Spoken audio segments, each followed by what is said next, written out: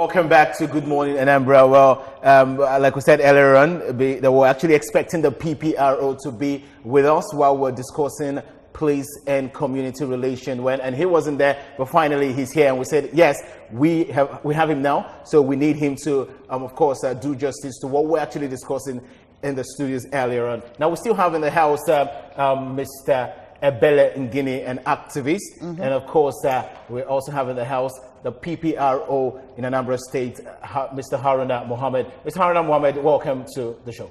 Good morning, viewers. Ututoma. Ututoma. No. Ututoma, no. Thank you. All right, Ebele Ngini, welcome.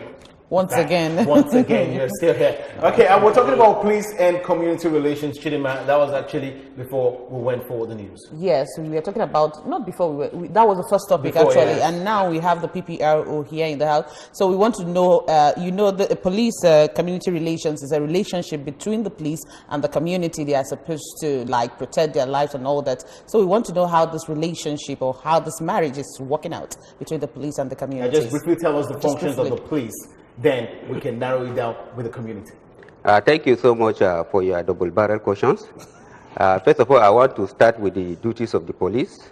As enshrined in Section 4 of the Police Act and Regulations, one of the cardinal duties of the police is to protect life and property, maintenance of law and order, investigation and detection of crime, and then performing any other functions recognized by the Constitution of the Federal Republic of Nigeria. These are some of the basic duties of the police. All right, basically a few days ago something really happened at Agolo, which it was quite tragic. It was all over the net. People were complaining, but we're talking about police brutality on the citizen, and it was tragic because a life was lost. And Mr. Ebele Ngini was a man who was there. Ebele, quickly tell us briefly, time is now our friend, what really happened on that day? The Metro Police shot a guy dead for no reason. That was what happened. I was there, I witnessed everything. All right, coming back to you now, PPRO, what's your reaction towards that?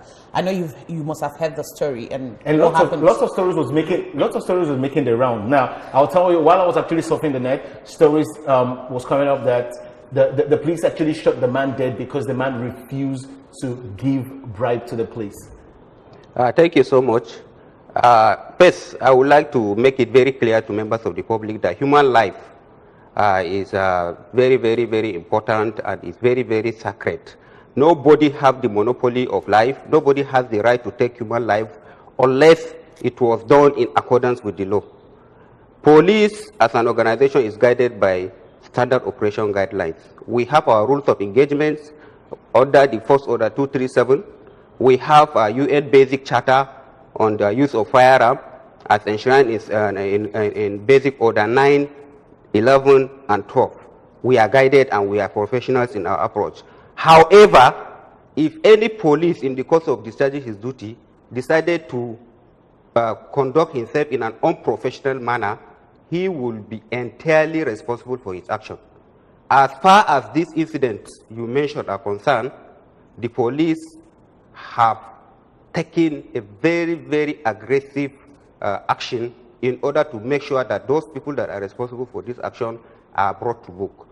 In the instance of this non-so, immediately the incident happened, a journalist posted the incident on our forum, the police media forum, including the pictures. I think sometimes day before yesterday or so. Immediately he posted that story. I brought it to the knowledge of the Commissioner of Police, CP Garba Baba Umar, and there and then the Commissioner of Police directed for a detailed and immediate investigation into the matter. As I'm speaking to you now, the police NCO who is part of the incident, who allegedly shot that civilian, was arrested, he was detained, and investigation is ongoing, and as soon as investigation is concluded, who will let the members of the public know? All right, PPRO, sir, this kind of thing, this is not the first time it's happening. It's keep on happening over and over again. And recently we have the one at Newe. Yes, at Newe, and it keep happening almost every day. Then my question is, what is it not time that the police force fish out these bad eggs amongst them? You see, issue of fishing out bad eggs is not something that you can do abruptly. There must be a reason for you to have and to take action on these perceived bad eggs. Like I told you, anytime we identify the black sheep in the post, we fish them out in accordance with the letter procedure. That's the picture on the screen. You will agree with me that sometimes 2 weeks ago, even the police, friendly forces, friendly fire, the police happens to be victims of this issue of shooting, where 2 of our personnel were shot when they went to give response to distress call. So this issue is this kind of thing. It's not only restricted to the civilian, it's also restricted to the police. Police are concerned. The Commissioner of Police is worried over this matter. He has given a directive to the divisional police officers to go and refresh the mind of their officers and men by telling them what the Force Order 237 is talking about, use of firearm. Everybody who misuse firearm will be held responsible for his action. As I'm speaking to you now, this incident that happened in Upo, the inspector was arrested and he's undergoing Odelum process, Odelum trial. As soon as the Odelum trial is conducted and he was found guilty, he will be dismissed and he will be charged to court.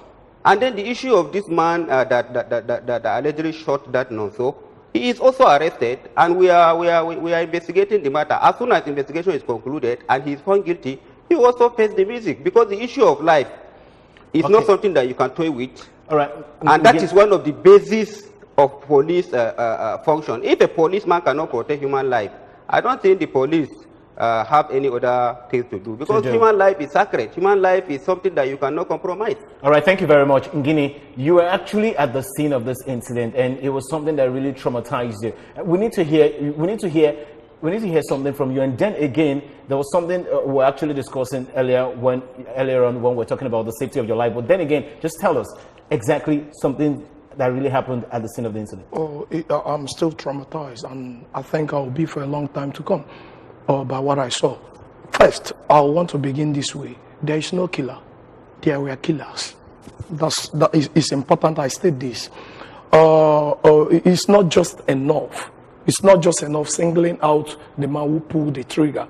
It could be any of them. From what I saw, they were very unprofessional, rude to the public, and they look like criminals armed with legitimate rifle. At least that's what I saw on the conduct and comportment of each of the officers. They were demanding for bribes. I can say this anywhere, unabashedly, openly. And they were intimidated. I was a victim of their intimidation. That was the reason I was even at the scene before the sad incident happened.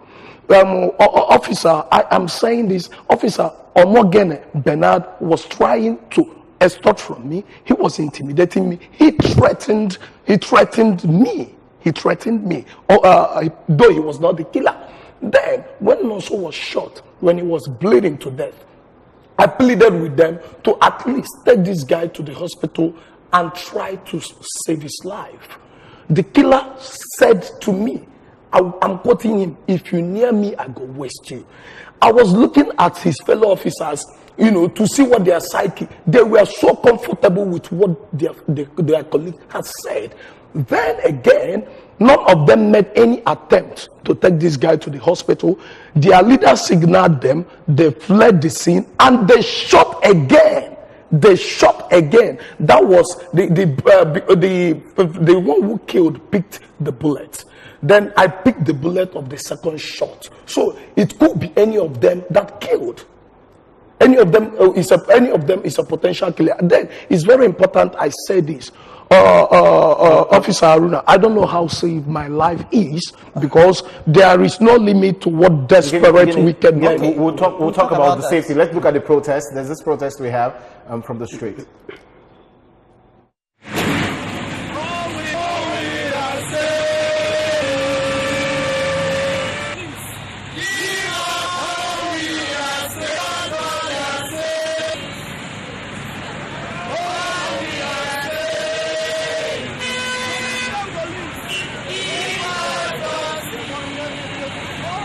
My name is Harrison Gwamnishu.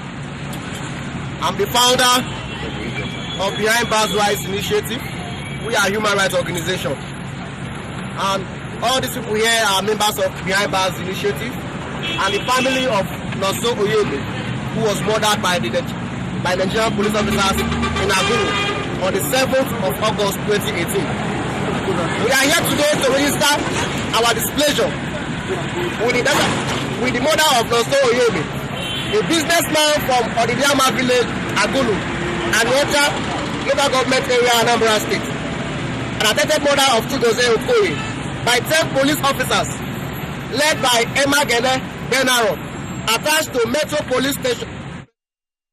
All right, back. We actually heard about the protest there. Now, there are two things I really wanted to talk about probably before we go. First is the safety of Mr. Ebelengini. Now, there's a big problem. We know how it works. Then again, what can we do to stop this? This is not a good story. It's not awesome. We're talking about the human life here, and you talked about the human life being sacrosanct. What do we have to do? And then we still need to talk about the extortion on the highways, because think that's what led to this one. You see, there are two issues here raised by my colleague here. He said that the issue of his safety and then the issue of the allegations.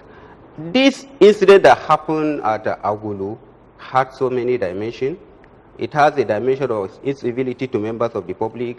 It has a dimension of extortion. It has a dimension of professional misconduct. And as well, it has a dimension of alleged murder. So the police has commenced investigation.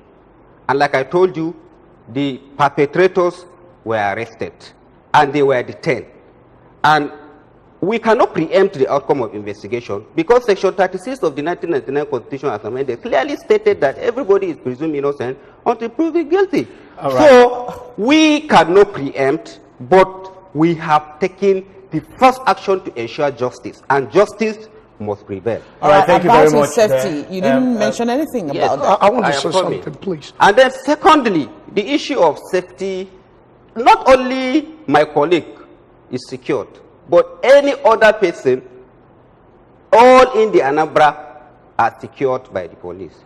If everybody felt his life is in danger and he needs police protection, police is for everybody. Police is for the society. We have a duty to protect lives and property. And as I'm speaking to him now, if he feels his life is in danger, as soon as we leave this office, we can go to my office. Straight up, I feel he feels his life is in danger. So right now you've given him the confidence he needs. So that is it. But then again, we've got a lot. We can keep talking about this time and time again, but we have to stop here. And we believe when we call you next, you would be here to actually do justice to this. Yeah, tell us the outcome of the investigation. Very well. All right, thank you very much. That's the much. Yes, that's the much we can take on the show today. That's Good Morning Anambra. Thank you so much for. All right, Sports Today will be coming your way as soon as we leave here. We'll be right back.